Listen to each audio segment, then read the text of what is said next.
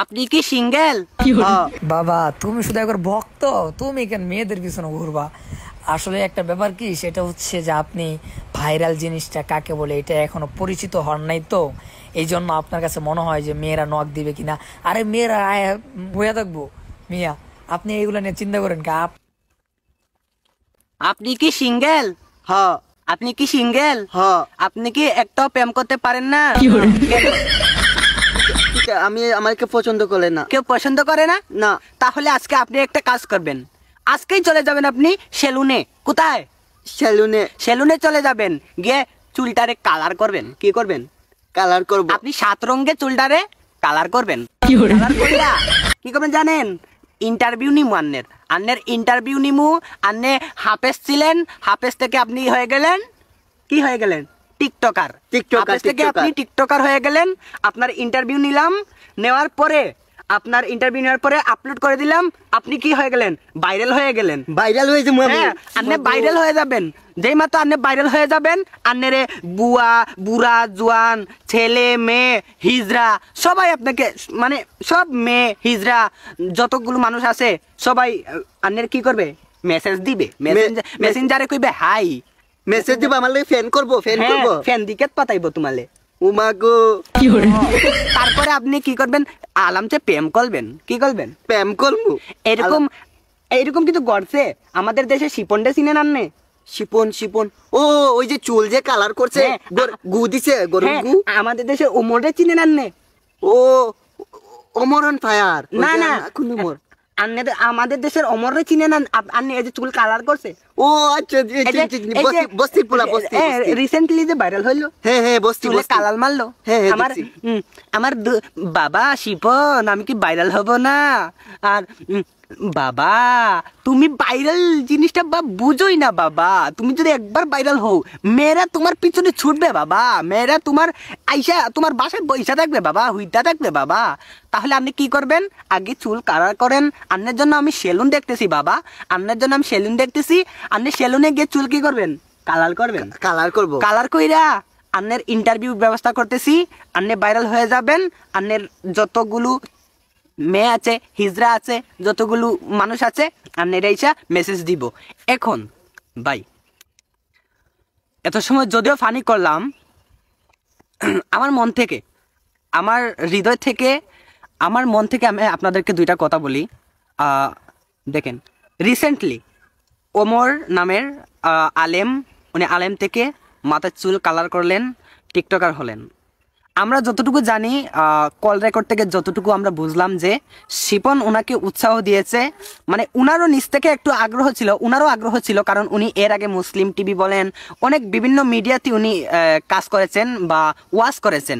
মানে উনার একটা ভাইরাল হওয়ার যে দান্দা, মানে উনার ভিতরে যে ভাইরাল হওয়ার দান্দা উনার কথাবার্তাতে মানে বোঝা গেছে ওই যে বয়েসগুলোতে। তাহলে ওরও একটু আগ্রহ, এক হাতে কখনো তালি বাজে না। ও এমরান আইসা আমাকে বললো ও ভাইরাল হবে, সেই তো আমি যেহেতু এই লাইনে আসি, সেই তো আমি বুঝতেছি এটা ভাইরাল কিভাবে হওয়া যাবে। ঠিক আছে না? ঠিক। কিন্তু শিপনার মধ্যে এরকম হয়েছে, শিপনার অমরের মধ্যে। এবার শিপন বললো যে তুমি ভাইরাল হতে হলে এইভাবে হতে হবে না, কারণ বাংলাদেশের মানুষ যেইভাবে যেইটা নেয় ওইটাই করতে হবে। আপনি যত ভালো করবেন এটা বাংলাদেশের মানুষ নিবে না। আপনি চুল কালার করলেন, আলেম থেকে টিকটকার হলেন, বিষয়টা ইউনিক হলো। আপনার ইন্টারভিউ নিলাম, আপনি কি হয়ে গেলেন? ভাইরাল হয়ে গেলেন। তারপরে এই যে হ্যাঁ ভাইরাল হয়ে গেল। ভাইরাল যখন হবে, ওই অমর যখন আলেম ছিল, যখন বক্তা ছিল, তখন আসলে দেখবেন ভালো জিনিস, আপনার যতই কণ্ঠ থাকুক, আপনার যতই এলেম থাকুক, আপনি যদি ভাইরাল না হন, আপনাকে বর্তমান যুগে আপনাকে কি করবে না? দাওয়াত দিবে না। এখন আমি আমার ব্যক্তিগত ব্যাপার থেকে আমি আপনাদেরকে বলি, দেখেন আমি কিন্তু যখন ভাইরাল হয়নি, আমাকে কেউ ওয়াজ করার জন্য কখনো বলে নাই, বা দূরে কোথাও আমাকে স্টেজে ডাকে নাই। আমি যখন ভাইরাল হয়েছি, আমার যোগ্যতা নাই, আমি মাত্র দাখিলে পড়ি, আমার যোগ্যতা নেই। আমার কথা বলতেছি, আমার না হলেও 200 উপরে আমার মাহফিলের দাওয়াত আসছে। তখন আমার হুজুর বলছে না, ও যখন এলেম হবে, যখন এলেম আমল হবে তখন ওয়াজ করবে। আমিও বলছি রাইট, এই কথাই আমি বলতে চাই যে আমার যখন এলেম আমল হবে তখন আমি কি করব? ওয়াজ করব। তারপরও মধ্যে আমি 2টা মাহফিল করেছি। একটা হচ্ছে গিয়ে মৌলভীবাজার জেলা শমশেরনগর কমলগঞ্জ থানা, আরেকটা করেছি ব্রাহ্মণবাড়িয়া, আরেকটা মাহফিল করেছি। মানে আমি করেছি এই কারণে যে আমি একটু ট্রেনিং হলো, একটু ডর বয়ে গেল আমার, এই জন্য আমি 2টা মাহফিল করেছি। যাক, আর তারপরে আর কোনো মাহফিল করি নাই। এখন আমি বোঝাতে চেয়েছি যে আপনি যখন ভাইরাল হবেন তখনই বাংলাদেশের মানুষ আপনাকে স্টেজে ডাকবে। আপনার এলেম আছে কিনা, আমল আছে কিনা, এগুলো কোনো কিছু দেখবে না। এই জন্য এই মাওলানা মানে বর্তমান যুগের সাথে তাল মিলিয়ে চেয়েছিল ভাইরাল হয়ে যাবে, তারপর মাফ চেয়ে নিবে, তারপর আবার মানুষ আপনাদেরকে দাওয়াত করবে। কিন্তু ভাই এতটা যদি নিচে নেমে যায়, চুল কালার করে প্যান্ট শার্ট পরে, হ্যাঁ, এতটা যদি নিচে নেমে যায়, বাংলাদেশের মানুষ, আপনি যদি না জেনে কোনো ভুল করেন এটা ক্ষমা করা যায়। এটা কি করা যায়? ক্ষমা করা যায়। আপনি যদি ছোট হন এটাও ক্ষমা করা যায়। কিন্তু ভাই আপনি একজন আলেম মাওলানা মানুষ, আপনি সব কিছু জানেন, বুঝেন, আপনি কিতাবাদি পড়েছেন, তো আপনি যদি এটা ভুল করেন এটা তো মানুষ মাফ করার মতো কোনো বিষয় না, ঠিক আছে না? এই জন্য আমরা সবাই জানি, আমরা সবাই বুঝি যে আপনারা এগুলো ভাইরাল হওয়ার জন্য করেছেন, বা আপনারা কল রেকর্ড যদি ফার্স্ট নাও করেন তাহলে আমরা কি বুঝি যে আপনারা এগুলো ভাইরাল হওয়ার জন্যই করেছেন। এই জন্য যাতে আপনাদেরকে কখনো মন থেকে ক্ষমা করবে না যারা বুঝে ফেলেছে, আর যারা আমজনতা আছে যারা বুঝে নাই তারা অবশ্য বলবে যে না, একজন মানুষ মাফ চেয়েছে, তাকে মাফ করে দেওয়া উচিত। কিন্তু হ্যাঁ, মাফ করে দেওয়া উচিত যদি সে না জেনে ভুল করতো, কিন্তু সে তো জেনে শুনে এগুলো করতেছে, তাহলে তাকে মাফ করে দেওয়া এটা কিন্তু উচিত না, কারণ সে সব কিছু জেনে বুঝে এই লাইনে লামছে। এখন দেখেন না, আমরা যখন ভিডিওটা প্রথমে পাবলিশ হয়ে যায়, আলেম থেকে টিকটকার হয়ে গেছে, তখন মানুষ কমেন্ট করতেছে যে কয়েকদিন পরে আইসা দেখবা যে উনি আবার ভালো হয়ে গেছে, বলতেছে আমি ভালো হয়ে গেছি, আমাকে সবাই মাফ করে দেন। তারপরে দেখবেন আমাদের বাংলাদেশের কমিটি যারা আছে, ওয়াজ কমিটি, তারা আইসা ওনাকে দাওয়াত করবে, ওনাকে মাহফিলের মাঝে দাওয়াত দিবে। হ্যাঁ, এটাই হবে। কারণ মানুষ যখন ভাইরাল হয়ে যাবে তখন তাকে, সে পারুক বা না পারুক, তাকে স্টেজে নিয়ে তুলে দিবে আর পোস্টারে নাম লিখে দেবে।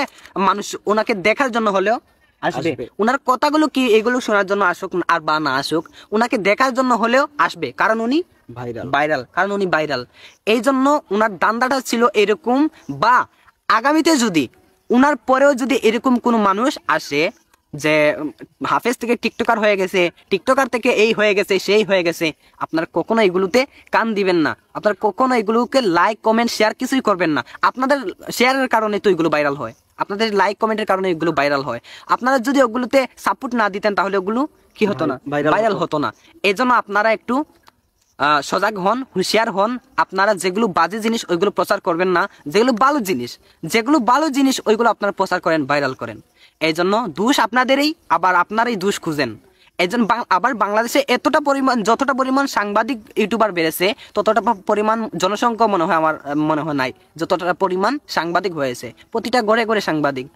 আর গিয়ে কিছু পাক আর না পাক এগুলো আজে বাজে ফালতুগুলো ইন্টারভিউ নিয়ে ওইগুলো কি করে দেয়, ভাইরাল করে দেয়। আর আমাদের মতো আমজনতা যারা শেয়ার করে, লাইক কমেন্ট করে, ওইগুলো ভাইরাল করি, আবার আমরাই তাদেরকে গালাগালি করি। এজন্য আমরা গালাগালি করার দরকার নাই, তাদের ভিডিওগুলো শেয়ার করার দরকার নাই, দেখারও দরকার নাই। যদি দেখেন রিপোর্ট মেরে চলে যাবেন। আপনারা ভালো ভিডিওগুলো দেখবেন। আর সবাই ভালো থাকবেন, সুস্থ থাকবেন। আসসালামু আলাইকুম।